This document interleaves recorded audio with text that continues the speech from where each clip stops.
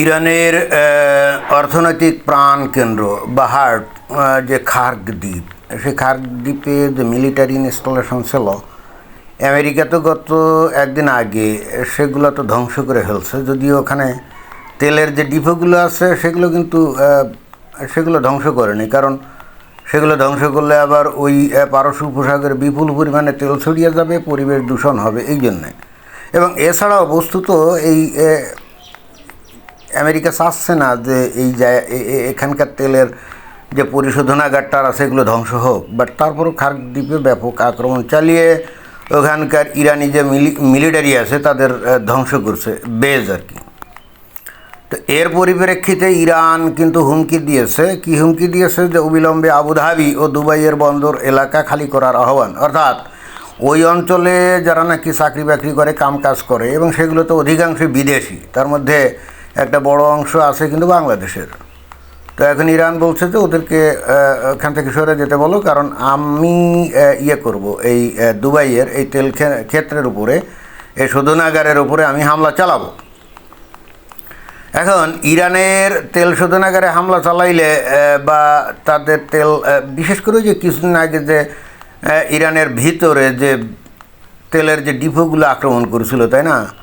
তো এই ক্ষেত্রে কিন্তু ইরানের এই অধিকার আছে যে এই দুবাই বা আবুধাবি এদের বা কুয়েত কাতারের যে তেল শোধনাগার, এখানে আক্রমণ করার কিন্তু তাদের অধিকার আছে, এবং সেটাই তারা করবে। কারণ এরা তো আবার যে আমেরিকান সেনাদের ঘাঁটি ঘাঁটি দিয়ে রাখছে, তাই না? এবং ওই সমস্ত ঘাঁটি থেকেই তো বস্তুত ইরানে আক্রমণ হচ্ছে। তাহলে ইরানকে পাল্টা আঘাত করতে গেলে ইভেনচুয়ালি যত কথাই বলুক না কেন যে গালফের কোনো দেশের সাথে তার শত্রু নাই, তাদের উপরে সে আক্রমণ করবে না, কিন্তু ফাইনালি তাকে আক্রমণ করতেই হবে। কারণ গালফের ওই কান্ট্রিগুলো থেকেই তো আমেরিকার বাহিনী, আমেরিকার সেনাবাহিনী ইরানের উপরে আক্রমণ করে।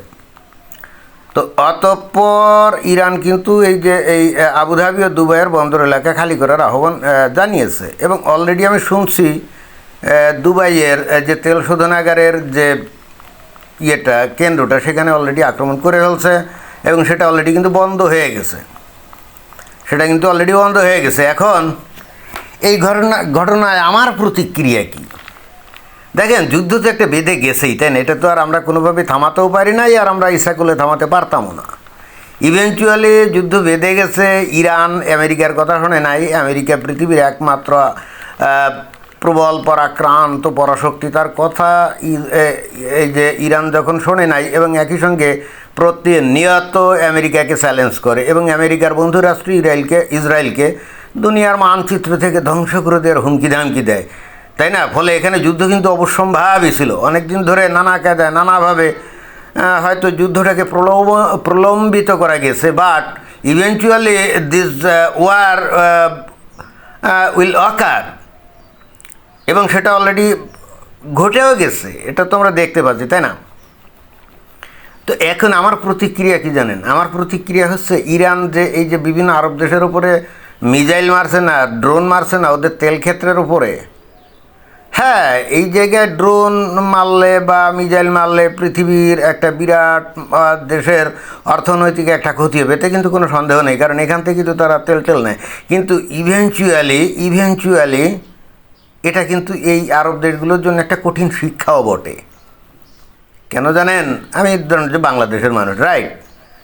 আমি তো জানি আমাদের দেশের লক্ষ লক্ষ লোক এই সমস্ত উপসাগরীয় দেশে কাজ করতে যায়, এই যে দুবাইতে, সৌদি আরবে, কাতারে, কুয়েতে। আপনি দেখেন এই বাংলাদেশ থেকে যে সমস্ত শ্রমিক এখানে কাজ করতে যায়, এদেরকে কি এরা মানুষ বলে গণ্য করে বলেন? দাস দাসীর মতো গণ্য করে, তাই না? দাস দাসীর মতো গোপন করে, আর ওরা তেল গ্যাস বিক্রি করার টাকায় ফুলে ফেঁপে উঠে নিজেদের এমন উচ্চতায় নিয়ে গেছে যে আমাদেরকে তারা দাস দাসী ছাড়া আর কিছুই মনে করে না। এবং অনেক ক্ষেত্রে অনেক লোকজন আছে যাদেরকে তারা ঠিকমতো বেতনও দেয় না। বাংলাদেশের মেয়েদেরকে বাড়ির কাজ করাবে বলে নিয়ে গিয়ে তারপরে তারা কি রেপ করে, তাই না? গণরেপ করে, বাপ বেটা মিলে রেপ করে, বাচ্চা পয়দা করে তারপরে বাংলাদেশে ফেরত পাঠিয়ে দেয়, এবং তারপরেও শোনা যায় যে ঠিকমতো তাদের অনেক ক্ষেত্রে বেতনও দেয় না।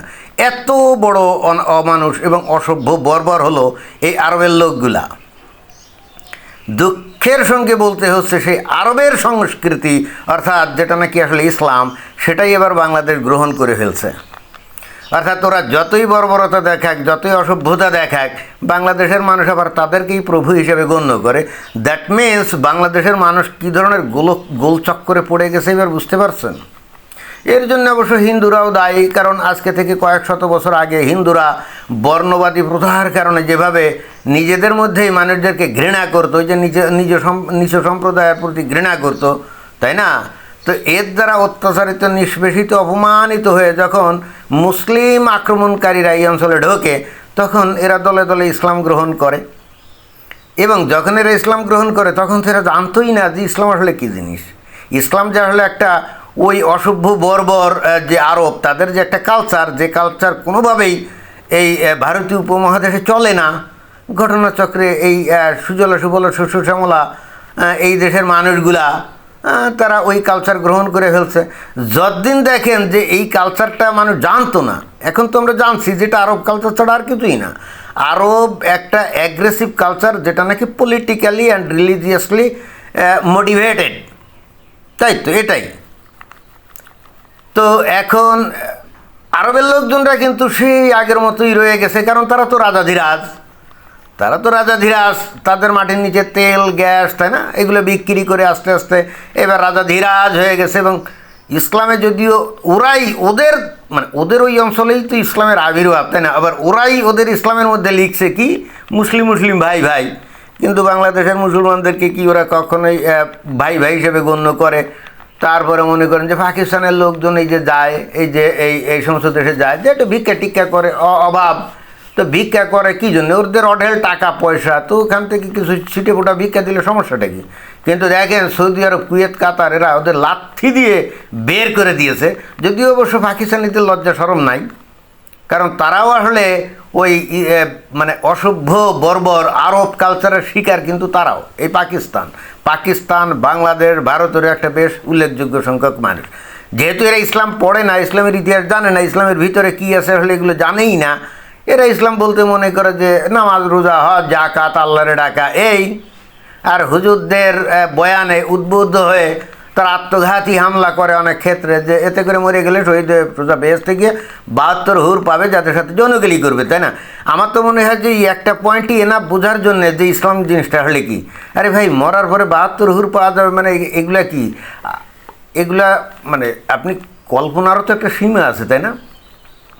আর তা বাদে আপনি যৌন কাজের জন্য আপনি আল্লাহরে ডাকবেন, এটা কোন ধরনের কথা?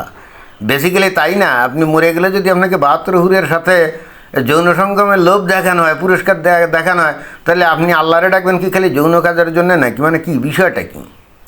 যৌন কাজ তো এই দুনিয়াতে মানুষ করে বেসিক্যালি কি আনন্দ পাওয়ার জন্য নাকি? না, পৃথিবীতে জীবজগতে যৌন কাজ শুরু হয়েছিল বস্তুত প্রজননের জন্যে, বংশ বিস্তারের জন্য, তাই না?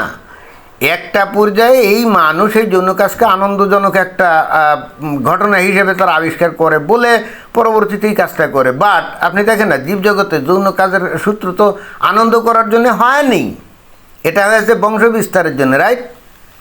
অথচ এই ইসলামে পুরস্কার কি?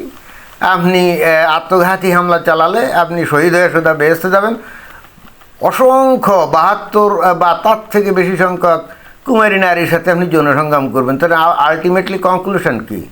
আপনি ইসলাম অনুসরণ করেন কি আপনি কি যৌন কাজ করার জন্য নাকি? এর চাইতে সিলি বিষয় আর হতে পারে বলেন? যাই হোক, তারপরও এখন আমরা যতই বলি না কেন, কেউ তো আর বোঝে না। এখন এই আরবরা তো এই বাংলাদেশ বা ভারত বা এই পাকিস্তানের যে মুসলমান বা অন্যান্য গরিব যে মুসলমান আছে আফ্রিকার, তাদের উপরে তো প্রভুত্ব ভলায়, তারা এদের দুঃখ কষ্টে এতটুকু শোকাহত হয় না। এই যে বাংলাদেশে মাঝে মাঝে দুর্ভিক্ষ বলছি, ঘূর্ণিঝড় হয়, হাজারে হাজারে লাখে লাখে লোক মারা যায়। আপনি কোনো দিন শুনছেন যে আরব দেশের লোকজন কোনো দিন এদের সাহায্য করার জন্য এগিয়ে আসছে? কোনো দিন শোনেন নাই। তো এরা ওই সমস্ত দেশে কাজ করে ফকির মিসকিনের মতো এদের সাথে আচার আচরণ করে। যেহেতু আমেরিকা এতদিন এদেরকে শেল্টার দিত, নিরাপত্তা দিত, ওই জন্যে এরা ধরাকে সরা জ্ঞান করতো। এখন এই যে ইরান এবং ইসরায়েল আমেরিকার মধ্যে যুদ্ধের মধ্যে ইরান যদি এদের মধ্যে এদের বিভিন্ন জায়গায় কিছু একটু বোমা টোমা মারে বা যদি মিজাইল টিজাইল মারে, জিনিসটা খারাপ হয় না। তাদের অন্তত বোঝা উচিত যে অন্য মানুষ হতে পারে, মানে অন্য মানুষ, বিশেষ করে মুসলমানের কথাই আমি বলি, যে মুসলমানরা বিভিন্ন জায়গায় যত দুঃখ কষ্ট দুর্দশায় আছে, ওরা কি ন্যূনতম কোনো সহানুভূতি দেখায় এই আরবের লোকজনগুলো? না, দেখায় না। তো এখন ওদের উপরে কিছু মনে করেন মিজাইল টিজাইল পড়লো, বোমা টোমা পড়লো, খারাপ কি? ওরা অন্তত অ্যাটলিস্ট এখন তো বুঝতে মানে ঠেকায় পড়ে তো এখন বুঝতে পারছে, তাই না? বাস্তবে জীবন কত কঠিন, জীবন কত কঠিন, এই জিনিসটা তোরা ভুলে গেছিল। এই জিনিস কিন্তু ওরা ভুলে গেছিল। ওরা তো সারাদিন ব্যস্ত থাকতো ওই দেশের মধ্যে কি করে না করে, বাইরে গিয়ে মদ মাগিবাজি জুয়া, এছাড়া ওদের জীবনে আর কিছু নাই।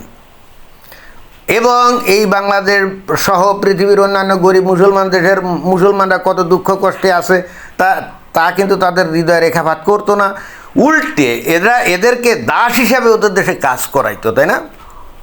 তাহলে তাদের কি একটু মানে উপলব্ধি করার দরকার আছে না, যে জীবন আসলে কি কত কঠিন? এবার বুঝতে পারছেন আমি আসলে কি বলতে চাচ্ছি? আমি আসলে বলতে চাচ্ছি ইরান যে এখনো পর্যন্ত বৃষ্টির মতো মিসাইল মারে নাই, এটাই তো তাদের অনেক ভাগ্য। মাঝে মাঝে দুই একটা মারে, তাতেই অবস্থা কাহিল। আমার মনে হয় যে ইসরায়েল বলছি, ইরান মিসাইলের মাত্রা বাড়ানো উচিত কিছু, তাহলে অন্তত এই আরব দেশের লোকজনগুলো হয়তো একটু মানুষ হতো। অন্তত ওই গরিব দুঃখী মুসলমানদেরকে ফকির মিসকিন ভাবা একটু মনে হয় বন্ধ করতো। হ্যাঁ, হতে পারে ওখানে মিসাইল টিজাইল মারলে সারা পৃথিবীতে তেলের ঘাটতি পড়বে, তাও আমার কাছে মনে হয় না যে পড়বে, কারণ ওদিকে রাশিয়ান তেল তো ব্যাপকভাবে মার্কেটে চলে আসবে, তাই না? তাহলে খুব একটা ক্ষতি আমি তো দেখি না। কিন্তু এর দ্বারা অন্তত এই আরব লোকজনগুলো একটু শিক্ষা পাইতো, এবং এটা এরা এখন কিন্তু ডিজার্ভ করে, they deserve a good lesson. এটাই আমার বক্তব্য। ধন্যবাদ।